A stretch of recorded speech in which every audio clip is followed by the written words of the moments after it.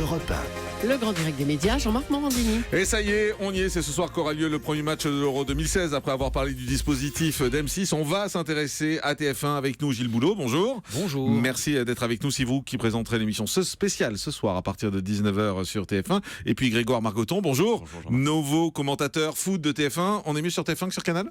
On est bien sur TF1, on était bien aussi sur Canal. Bah fallait y rester alors, non ? Non, c'est pour d'autres, plein de raisons, non, mais je suis très bien à TF1, oui, vraiment, depuis 3 semaines. Ça change quoi le foot sur Canal, du foot sur TF1 ?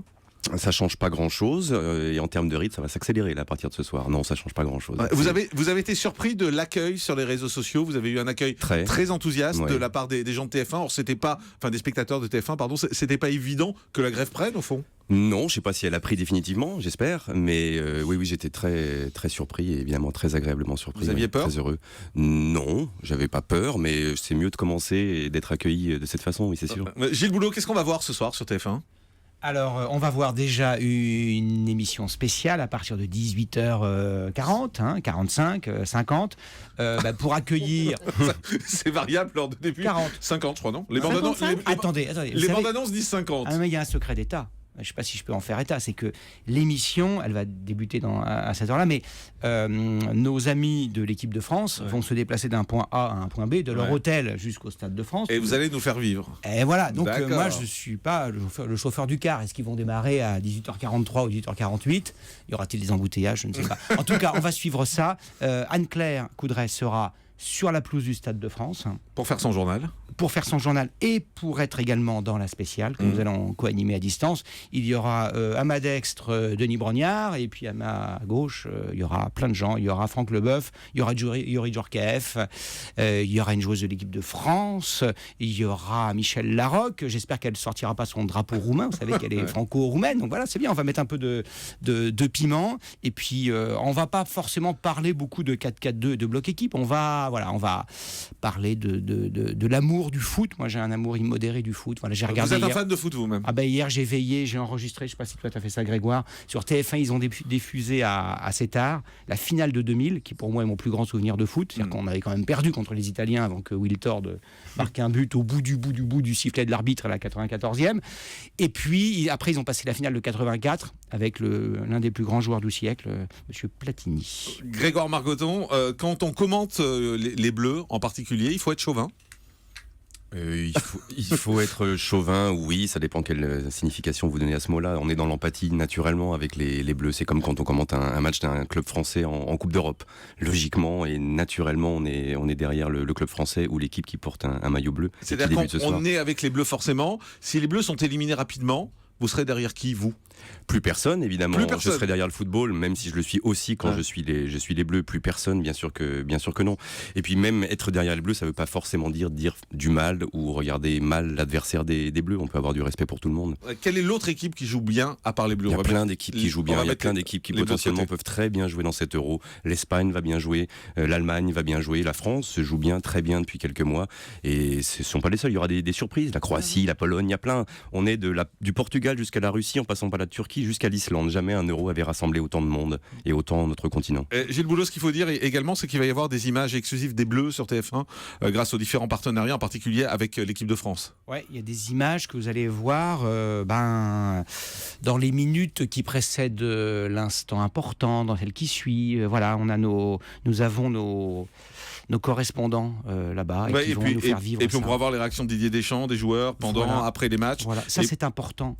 Comment fonctionne un groupe humain au-delà du foot ? C'est une aventure humaine, le football. Comme on en parlera plus tard, comme la politique, le journalisme, tout. C'est une aventure humaine. On a bien vu que par le passé, l'aventure humaine avait pu être compliquée. Là, il y a un ciment, il y a quelque chose qui se passe. Ça dépend du patron. Le patron, en l'occurrence, c'est Deschamps, qui est je crois, un merveilleux sélectionneur. Donc comment cette patte humaine va fonctionner, ça c'est très intéressant. Grégoire Margoton donne pas trop d'importance au foot. On lui fait jouer un rôle qu'il ne peut pas jouer souvent. Voilà, on lui fait jouer le rôle d'être un reflet, soi-disant, de la société. Donc la société va mal, donc le foot doit aussi avoir les mêmes débats que la société aujourd'hui. Je suis pas sûr.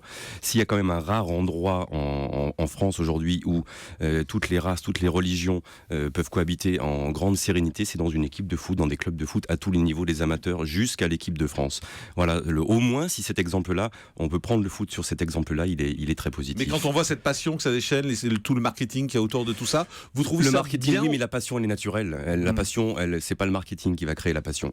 La passion, elle est d'autant plus forte, je crois, qu'on sort de 2 ans de matchs amicaux, on sort d'une situation dans notre pays qui est compliquée et qu'on sent qu'avec cette équipe-là, il y a quelque chose de sain qui est en train de se passer et que j'ai l'impression que les Français en ont bien besoin et qu'en plus, il y a une petite fierté bien placée d'organiser cet événement et d'essayer de le faire bien. Ça veut dire que le foot, ça permet aussi aux Français d'oublier leur quotidien. Pas de l'oublier. Et donc, c'est merveilleux pour le gouvernement, pour François Hollande, parce qu'on va parler de foot et on va plus parler de la crise. Les politiques savent très bien que ça dure pas, ce genre de petites choses. Donc, ils peuvent pas compter là-dessus.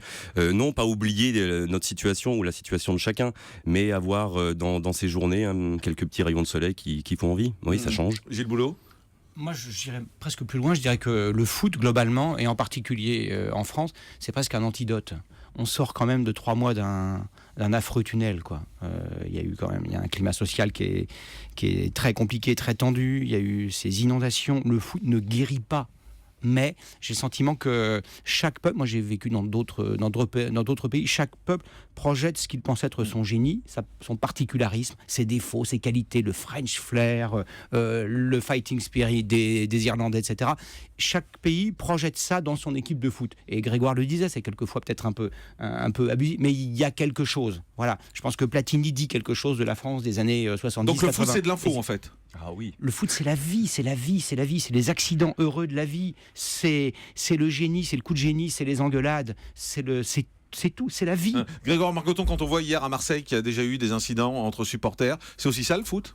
C'est malheureusement ça aussi, mais c'est pas simplement en 2016, 98. Moi, j'ai un grand souvenir de Marseille justement et d'un match entre la Tunisie et l'Angleterre qui avait généré de très gros affrontements sur tout le Vieux-Port et toute la zone du Vieux-Port et de la Canebière. Donc c'est pas 2016. On n'est pas moins bien en 2016 qu'en 98. Non, mais on est aussi mal.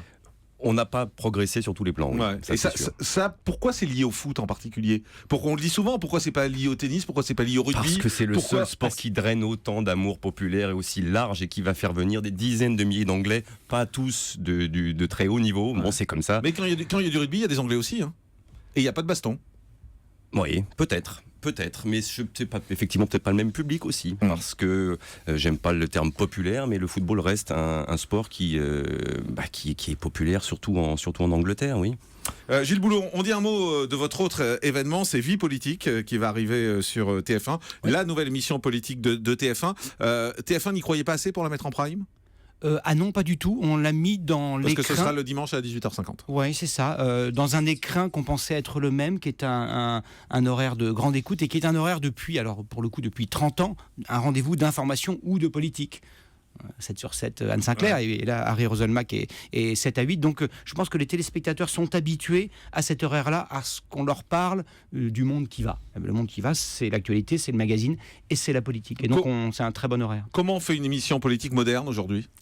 Vaste question. On se la pose de manière aiguë depuis 2 mois, en cassant les codes, en la faisant sans tabou et en posant des questions d'une très très grande simplicité qu'on a essayé de résumer dans la bande-annonce d'ailleurs. Qui est vraiment l'homme ou la femme qu'on invite ? Je vais vous poser une question, Jean. Alain Juppé, il a une étiquette de droite, une casquette de droite, il appartient à un parti de droite. Il est de droite ? Est-ce que vous en êtes sûr ? Il est sans doute plus de droite que certains politiques de gauche.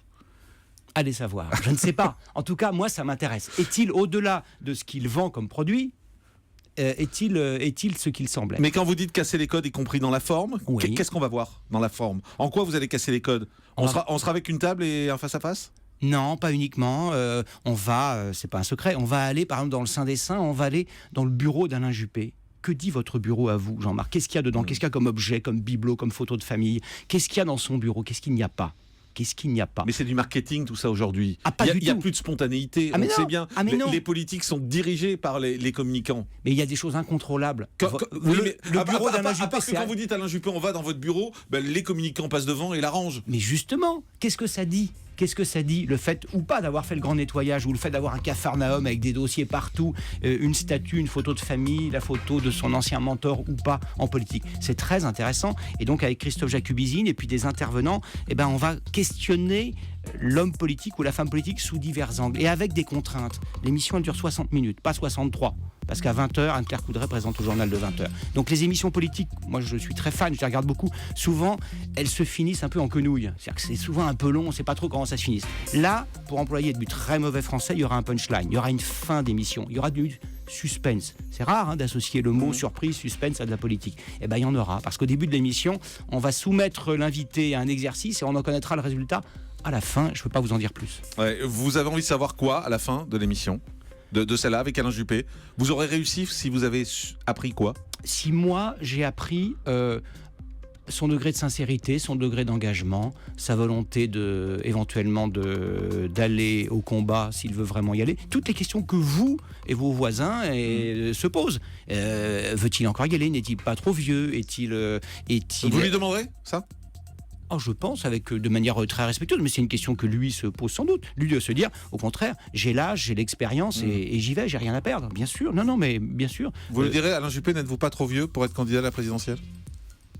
Vous m'invitez à lui poser la question sous cette forme-là? Oui, ça allait clair en fait. C'est une question que beaucoup de gens se posent en fait. Je peux essayer de la poser comme ça. À tout de suite sur Europe.